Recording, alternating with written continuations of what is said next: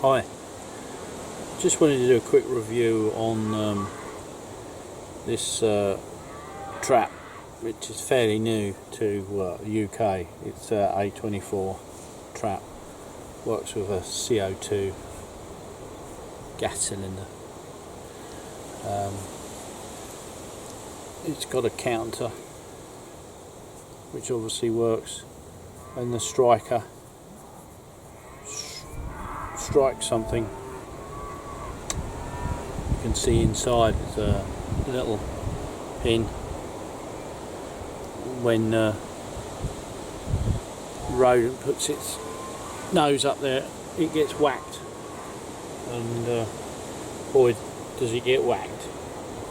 If I just set it off with a stick inside, so you wouldn't want to put your finger in there.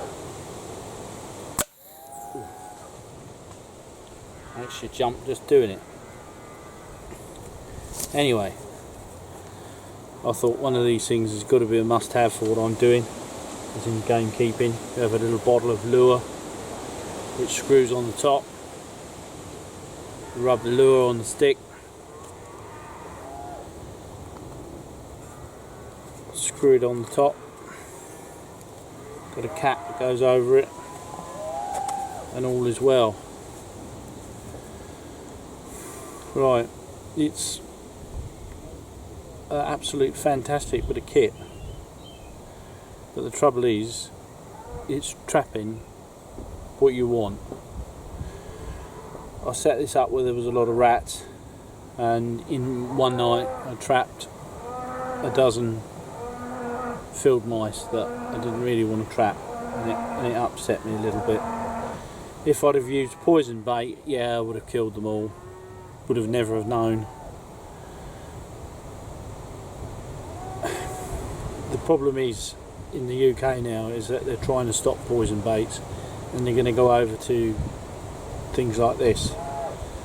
But this is just as bad as a poison bait if you don't check it every day, because what's going to happen is, obviously, if you don't check it every day, you could be into killing lots of mice that you don't want killed.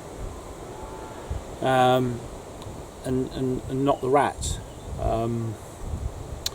So really, as far as it's a trap where they say you can set it up and walk away from it, I don't really think it is. I think it's something you've got to check every day, because you've got to check to see what you're actually trapping. Also, it's a must-have to have this counter on it if you buy one, because you haven't got a clue of how many times it's gone off and how long the cylinder's going to last. I think the trouble what we got in the UK is the lure.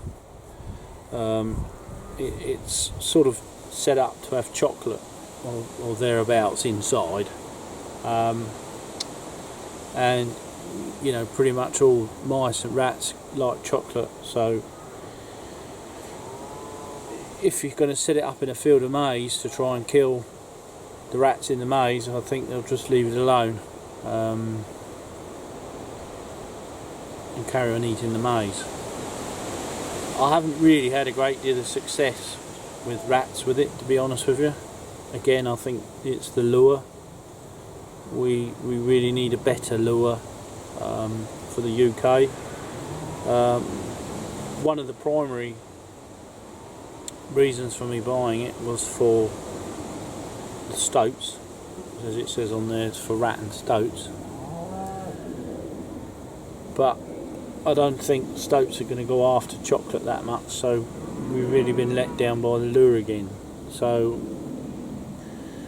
but it's like all things. I mean, one of the first traps I trapped with mink took me about 2 or 3 years before I got a mink, and now, you know, I'm really good at catching mink. So it's about fieldcraft, and I think I've still a lot to learn with using one of these. And if anybody else has got any information or knowledge on lures, how to make lures, especially for stoat,